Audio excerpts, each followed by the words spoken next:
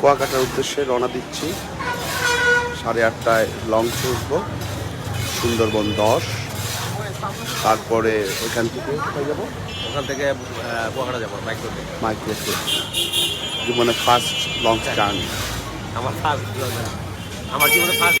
আসসালামু আলাইকুম, নিশ্চয়ই সবাই ভালো আছেন। এবারে ব্লগটা আমার জন্য খুবই স্পেশাল, কারণ এবারে জার্নিটা আমি এবং আমার বন্ধুদের সাথে খুবই এক্সাইটমেন্ট একটা জার্নি করেছি, যেটা ছিল আমাদের বন্ধু তুহিনের উদ্দেশ্যে। তুহিন অস্ট্রেলিয়া থেকে আসার পর আমরা সবাই সিদ্ধান্ত নিলাম যে আমরা এবার ঢাকার বাইরে কোথাও ঘুরতে যাব। গত বছর গিয়েছিলাম কক্সবাজার, এবার চলে গেলাম কুয়াকাটা। তো কুয়াকাটার জার্নিটা আমার লাইফে শিপে ফার্স্ট, এর আগে কখনো আমি শিপে যাই নাই। তো আলহামদুলিল্লাহ আমার এক্সপিরিয়েন্স খুব ভালো এবং ship journey is the best, no doubt. প্রথমবারের মতো এই লঞ্চ জার্নি সদরঘাট থেকে কুয়াকাটার উদ্দেশ্যে রওনা হয়েছি। আলহামদুলিল্লাহ সুন্দরভাবে যাত্রা শুরু হয়েছে। তো আমি আপনাদেরকে লঞ্চটা দিচ্ছি, এটা দেখলে মনে হচ্ছে কোনো একটা হোটেল বা একটা রিসোর্টের মতো, কিন্তু এটা বেসিক্যালি লঞ্চের 3 নম্বর ডেক। এখানে সব কেবিন। আর বেসিক্যালি আমার জীবনের ফার্স্ট এক্সপিরিয়েন্স এই ধরনের একটা সুন্দর জার্নি করার জন্য আমি ধন্যবাদ জানাই আমার বন্ধুদের। লঞ্চ জার্নির এই দৃশ্যটা আমার খুবই ভালো লাগছে। সকালবেলা যখন আমরা বরিশাল লঞ্চ ঘাটে এসে নামলাম, দুইটা বিশাল বিশাল লঞ্চের মাঝখানে আরেকটা বিশাল লঞ্চ এসে যখন পাড়ে ভিড়তেছে, এটা দেখার মতো একটা দৃশ্য, সত্যি অদ্ভুত একটা দৃশ্য, দারুণ। লঞ্চ ঘাটে থেকে শীতে, অনেক শীত, প্রচন্ড শীতে। আলহামদুলিল্লাহ ভোর 6টায় এসে আমরা বরিশাল লঞ্চ গেটে নামলাম। নেমেই প্রথম আমরা ব্রেকফাস্টটা সেরে নিলাম। তারপর আমাদের নির্ধারিত স্থান কুয়াকাটার উদ্দেশ্যে রওনা হলাম মাইক্রো যোগে। আমাদের মাইক্রো বাস আগে ঠিক করা ছিল, মাইক্রো ড্রাইভারকে নিয়ে রওনা হলাম আর সাইড সিট ভিজিট করতে থাকলাম। দুই পাশের দৃশ্য দেখছি, খুবই ভালো লাগতেছে।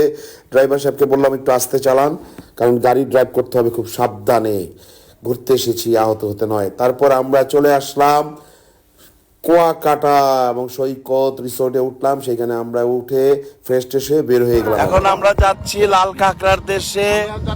লাল কাঁকড়ার দেশে টমটমে 8 জন। দেখেন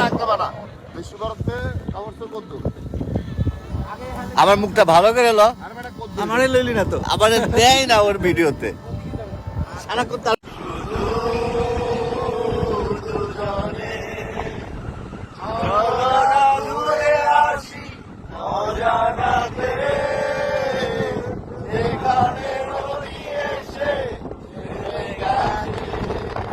গান আমি গেয়ে যাব এই আসরে, তোমাদের মন আমি নিবই কেড়ে। যাই হোক, আমরা বন্ধুরা মিলে ইচ্ছা মতো গান টান গাইলাম, সুর বেসুরে সব গান গেয়েছি।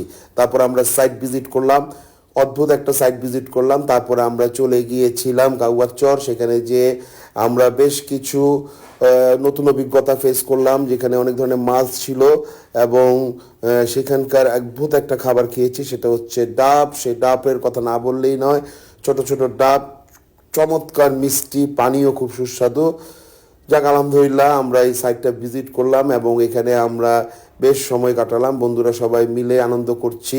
তারপর চলে গিয়েছিলাম আমরা ঝাউবন দেখতে। ঝাউবনটা সুন্দর ছিল এবং ঝাউবন শেষ করে আমরা মিস্ত্রি পাড়ায় ঢুকলাম। মিস্ত্রি পাড়াতে যেয়ে আমরা কিছু টুকটাক কেনাকাটা করলাম এবং তাদের ঐতিহ্যবাহী কিছু জিনিসপত্র দেখলাম। আর মিস্ত্রি পাড়ায় সবচেয়ে ভালো লেগেছে যে জিনিসটা, সেটা হচ্ছে সিঙ্গারা। বোম্বাই মরিচের সিঙ্গারা, অদ্ভুত সেই টেস্ট। সিঙ্গারা টিঙ্গারা খেয়ে হোটেলে এসে ফ্রেশ ট্রেশ হয়ে লাঞ্চ করে আবার বের হয়ে গেলাম আমরা লেবুর চর। লেবুর চরে যাব আমরা সূর্য ডোবা দেখতে। এইবার আমরা সূর্য ডোবা দেখার উদ্দেশ্যে বিচে চলে আসছি।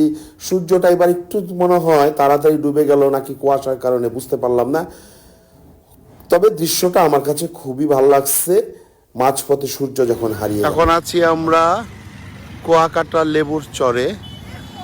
এখানে আমরা সূর্য ডুবা দেখলাম, অনেকের মতো আমরাও অংশগ্রহণ করলাম সূর্য ডুবা দেখার উদ্দেশ্যে। তবে আজকে সূর্যটা মনে হয় মাঝপথেই ডুবে গেল, সেটা মনে হয় আমাদের আসার কারণে। সূর্য মামাকে বাই বাই করে আমরা চলে আসলাম লাইভ কিচেন তাওয়া রেস্টুরেন্টে। সেখানে আমরা বিভিন্ন ধরনের সামুদ্রিক মাছ খেলাম, ভালো লাগছে খুব, ওদের খাবারগুলো ভালো ছিল। যাই হোক, সময় সুযোগ পেলে বন্ধুদের নিয়ে ঘুরে আসবেন। তারপরের দিন সকালবেলা আমাদের ঢাকার উদ্দেশ্যে রওনা হতে হবে। আমরা সকালবেলা নাস্তা টাস্তা করে গ্রিন লাইন কাউন্টারে এসে রওনা হলাম। সবাই ভালো থাকবেন, সুস্থ থাকবেন। আসসালামু আলাইকুম। তোরা ছিলি, তোরা আছিস, জানি তোরাই থাকবি বন্ধু। বোঝে আমাকে বন্ধু আছে, আর কি